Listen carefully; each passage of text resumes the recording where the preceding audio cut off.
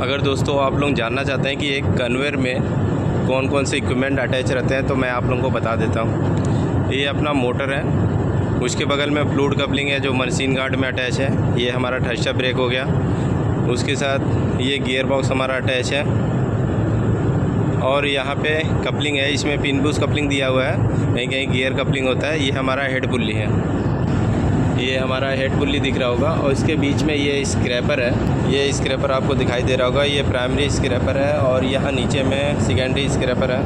इसके बाद में हमारा स्नैप पुल्ली होता है। इसके बाद दोस्तों यहाँ कैरिंग एडलर रहते हैं, रिटर्न में रिटर्न प्लेट, एडजस्टिंग फ्रेम और एडजस्टिंग रिटर्न एडलर होते हैं।